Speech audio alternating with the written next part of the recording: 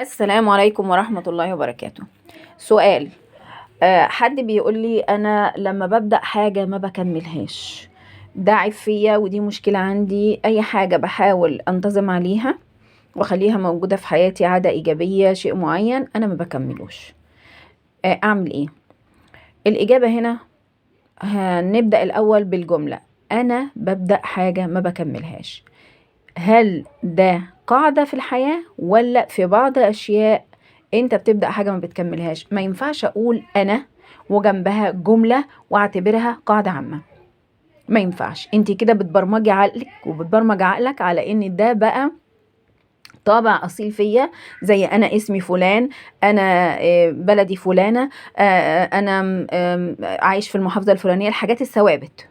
فانا ببدا حاجه ما بكملهاش، ما ينفعش تتقال الجمله دي كده على طول وتبقى بالنسبه للعقل بدون استثناء. لا، هي ما تتقالش كده، هي تتقال انا في بعض اشياء او بعض عادات لما بقرر اعملها ما بكملهاش. ده اول حاجه. يبقى انا كده كسرت التعميم، لان انا واحده ضد التعميم. انا ما بحبش التعميم لانه بيدخل في حتت تانية كتير وبعدين يعمل بلوك بقى في العقل.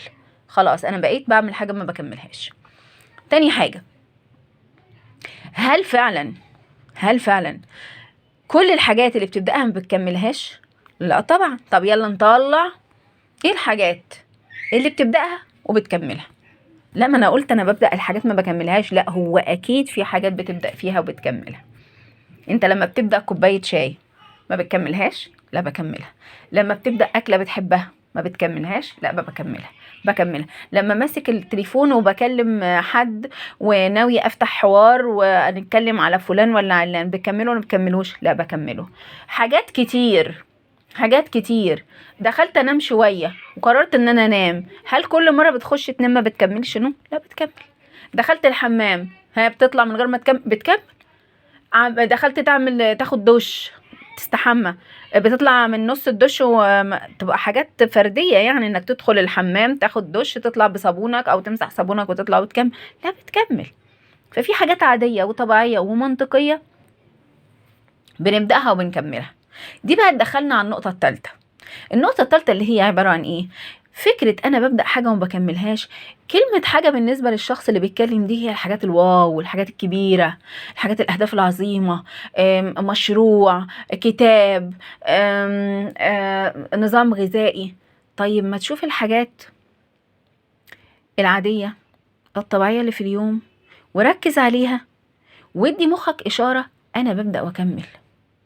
لو شربت كل يوم، لو مسكت كوباية مية وشربتها وكملتها للآخر، برمج عقلك على انك انت بدأت اهو تشرب كوباية المية وكملتها. كوباية النسكافيه، كوباية الشاي، كوباية القهوة، وجبة، اي حاجة بديهية عبيطة بتتعمل في اليوم كل يوم وبتتكرر وبتبدأها وتكملها، ركز عليها قوي.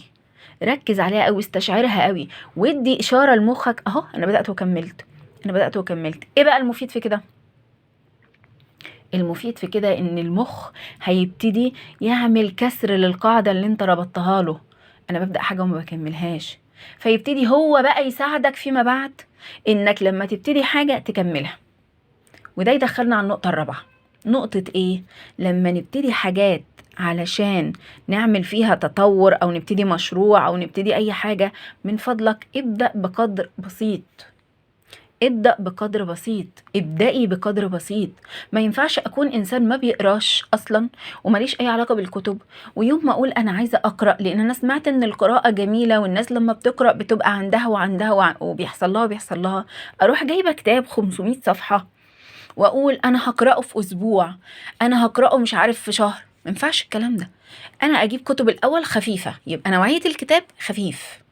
او حتى لو جبتي عجبك عنوان كتاب والعنوان ده كان كبير 300 صفحة ولا حاجة، من فضلك اقرأ جزء بسيط. وانا افضل ان البني ادم اللي لسه هيعود نفسه على حاجة يجرب الحاجات البسيطة منها الاول، ما يدخلش على الليفل الكبير.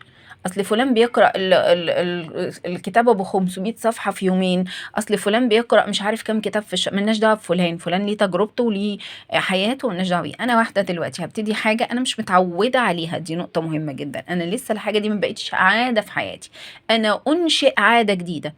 انشاء العادة اهم من ان العادة تبقى موجودة. عملية الانشاء دي هي المهمة. انا بربي عادة جديدة، وعشان اربي عادة جديدة حط بذرة. شوف حاجة بسيطة جدا من الشيء اللي انت عايز تبدأه، وخليه أبسط ما يكون من المقدار موجود منه في اليوم، قليل جدا بشكل هايف تافه، نفسك ممكن تبصله بمنتهى يعني الاستحقار وتقول ايه ده، هو ده؟ هو ده. اعمله يوم واتنين وتلاتة، قفل الاسبوع الاولاني، اتثبت عند مخك ان ده الاسبوع الاولاني من العادة الجديدة. بس ده قليل قوي، قليل قوي. ده انا ما بقراش قرآن وقررت اقرا قرآن، معقول اقرا الصفحة على 3 ايام، او اقرا كل يوم صفحة؟ معقول اجي اخر الاسبوع اقابل ربنا بان انا قارئ 7 صفحات في المصحف؟ ايه المشكلة؟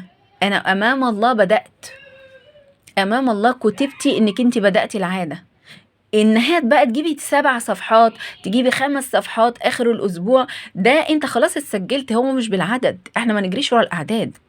خلاص، الاسبوع اللي بعديه 7 كمان، الاسبوع اللي بعديه 7 كمان، الشهر الاولاني كل اسبوع منه 7، اتنقل على الشهر التاني يبقى انا قرأت بتاع 28 صفحة في الشهر او 30 صفحة، قرأت جزء ونص في الشهر. وحش؟ ما ينفعش ابقى بجزء ونص في الشهر. لا ينفع مع شخص اصلا ما عندوش العاده. يبقى بناء العاده وانشاء العاده مهم جدا جدا جدا، انك تقلل القدر تلتزم، قلل القدر التزم، ابدأ بشيء تقدر تكمل بيه. الشهر الاولاني عدى وتبدأ في الشهر التاني هتلاقي انجاز، لان العقل اتبرمج على ان ده موجود يوميا، موجود عندي يوميا، بعرف اعمله كل يوم، فيديك بقى الله انت ممتاز، انا هساعدك تاخد كمان. هنا تقدر تتنقل للمرحلة الاعلى وتزود الكمية، وبرضو زيادة الكمية مبقاش قفزات، يبقى حاجة يعني اعلى من اللي انت فيه شوية، وهكذا.